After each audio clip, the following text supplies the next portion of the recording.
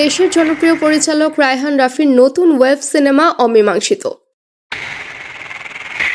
সম্প্রতি বাংলাদেশ চলচ্চিত্র censor board কর্তৃপক্ষ জানিয়েছে, চলচ্চিত্রটিতে নৃশংস খুনের দৃশ্য রয়েছে। 2 কাল্পনিক কাহিনী, চিত্রনাট্য ও সংলাপের বিষয়বস্তু বাস্তবতার সঙ্গে মিল রয়েছে। 3 এ ধরনের কাহিনী বাস্তবের ঘটেছে এবং ঘটনার সংশ্লিষ্ট মামলা উচ্চ আদালতে বিচারাধীন। 4 চলচ্চিত্রটির কাহিনী বিষয়বস্তু বিচারাধীন মামলার সঙ্গে মিল থাকায় ভুল বার্তা দিতে পারে এবং তদন্তে বিঘ্ন ঘটাতে পারে।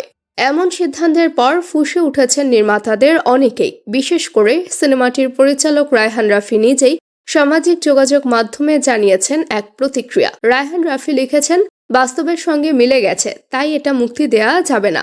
সিনেমা হতে হবে অবাস্তব। ওয়েব ফিল্ম অমীমাংসিত ও সেন্সর বোর্ডে আটকে দেওয়ার তীব্র প্রতিবাদ জানায়। বিষয়টা তাহলে এমন, কোনো সিনেমায় কোনো সাংবাদিক দম্পতি খুন হতে পারবে না? কাল্পনিক কাহিনী উল্লেখ করার পরেও যদি কোনো ঘটনার সঙ্গে মিল খুঁজে পাওয়া যায়, তাহলে ব্যাপারটা এমন, ঠাকুর ঘরে কেড়ে আমি কলা খাই না টাইপ। এদিকে বেশ কয়েকটি ঘটনার কথা উল্লেখ করে তিনি আরও লিখেছেন, তাহলে কি সিনেমায় কোনো মেয়ে গুম হয়ে খুন হলে তা কুমিল্লার তনুর সঙ্গে মিলানো হবে?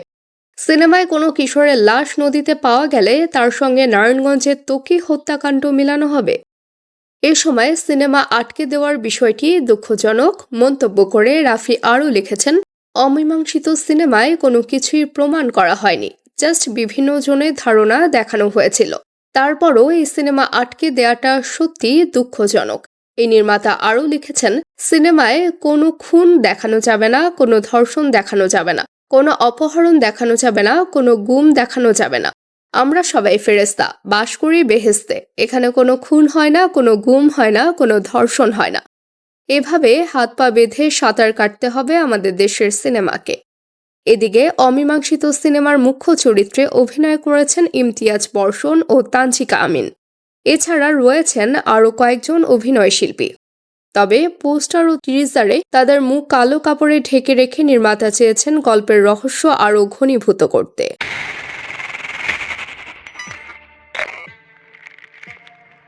আমি ফরেন্সিক ডিপার্টমেন্ট থেকে ডক্টর রুবিনা। এই অমীমাংসিত